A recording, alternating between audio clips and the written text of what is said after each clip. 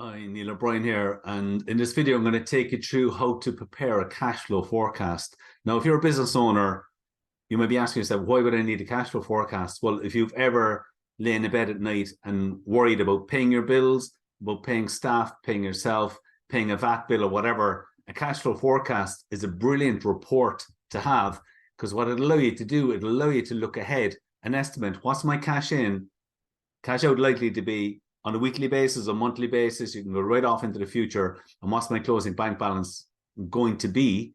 And if there's a problem 2 months down the road, then you have a chance to do something about it, and it can give massive peace of mind to business owners. So what I'm going to do now is I'm going to share the screen with you. I have an example here I'm going to show you. So what I'm going to do is I'm going to show you how to prepare a cash flow forecast and then how to update it weekly. So the very first thing you have to do is, here's a spreadsheet. I'm going to do one weekly. So this is, the week ending 26th of May was a Friday, and then every 7 days after that, we'll have an opening bank balance. In a moment, I'll show you cash in every week, total cash out, and then closing bank balance. So what are we going to do? We're going to update the cash in, cash out for last week. So what I'm going to do is, if you're in business, you'll have access to online banking. You can go on, log on to your online banking, AIB, Bank of Ireland, or whoever, and you can look at the transactions for last week. You can look at them on the screen. You can download them to a spreadsheet. You can print them off, do whatever you want to do. So as of Friday, the 26th of May, our closing bank balance, you can see there, 4763. That was the closing bank balance. The opening bank balance at the start of the week was 4580, and there was cash in and cash out. I'm going to record those in the spreadsheet. So the first thing I want to do is put in my opening balance, come back here, the opening bank balance, the start of the week was 4580. Now, cash in, what was my cash in last week? There was one lodgement from client A, 1450. Oops, I'm going to go back to my spreadsheet and I'm going to update that. And then I'm going to come to my cash out. We paid 3 bills last week. 3 Mobile is my phone, 57 euros. I'm going to come down here, 50s. And you'll notice, look, there's just a few lines in here. In reality, most businesses will probably have a lot more lines in cash out. I'm trying to keep this as short and simple as possible, so there's not too many transactions on there. So it's a sample.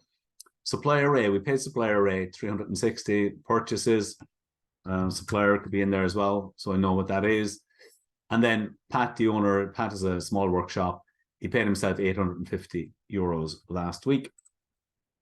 Okay, so my closing bank balance, according to my spreadsheet, is 4763. If you see it there, 4763. I'm going to come back to my bank account bank statement, and I want to see that it is my closing bank balance was 4763.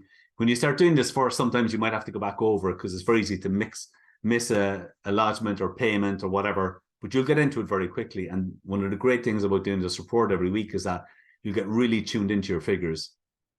Okay, back to the spreadsheet. Update the cash flow. So I'm going to do this every Monday. I'm going to come in and update my forecast. Now, that's just 1 week, and you'll see here in a moment, this is one I prepared earlier, okay? So you'll see the transactions that we just put in for last week, that's fine, but I'm going to estimate what I think the transactions are likely to be, and this spreadsheet is actually gone out, it's weekly, and it's gone out to the end of the year, okay? Now, obviously, the further out you go, the harder it is to estimate. So let's just look at the next few weeks, my cash in. Now, because Pat is a workshop, he does work for people, and he gives credit. Step 2 here is debtors. Now, if you've got an accounts package like Sage or Xero, QuickBooks, this will probably do it for you automatically. So I'm just showing, imagine Pat now just has a manual system. So debtors, you come in here, step 2 is update debtors with any new invoices out minus any money that came in. Now, Pat was paid 150. So at the start of the week, that was actually in there, but I've taken it out. So what you do is at any one point, you'll have a list of the money owed to you. Okay, so Pat was paid that amount, so I'm going to take that off. Yeah. And he issued a new invoice for 1350 last week. So I'm going to type that in there. And the same with creditors. Pat actually paid. So at the start of the week, there would have been 360. I took it out earlier. Okay, so I'll take that out, 360 and 350.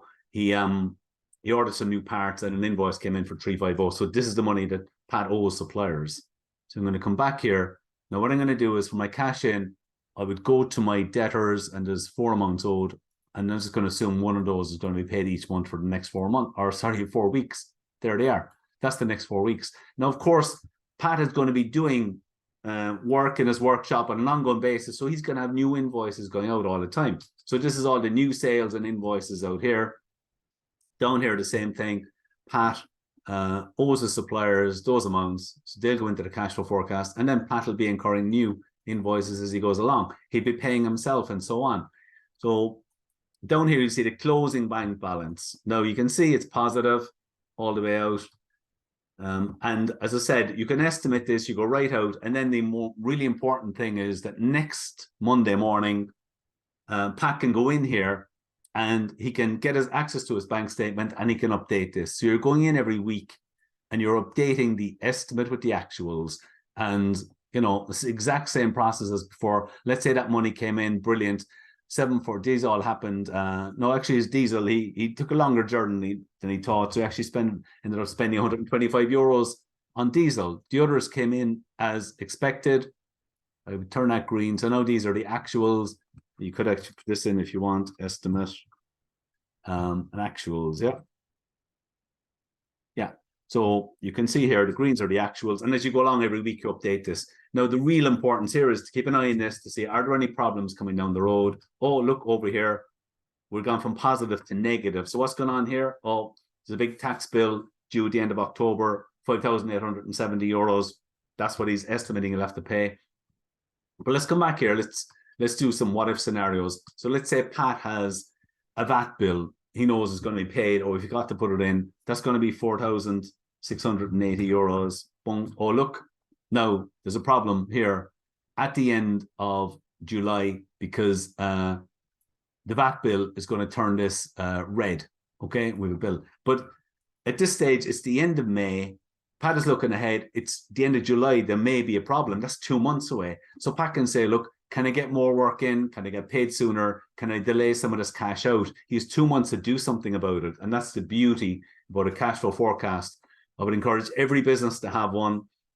Have your forecast gone out. You know, you go 3 months, 6 months, 12 months if you want to. The really important thing is that every Monday you go in, get your bank transactions updated for last week, and then look ahead and see, well, does anything need to change? Does anything change based on what's happened last week in terms of the timing of me getting paid or bills that I'll have to pay in the weeks and months ahead?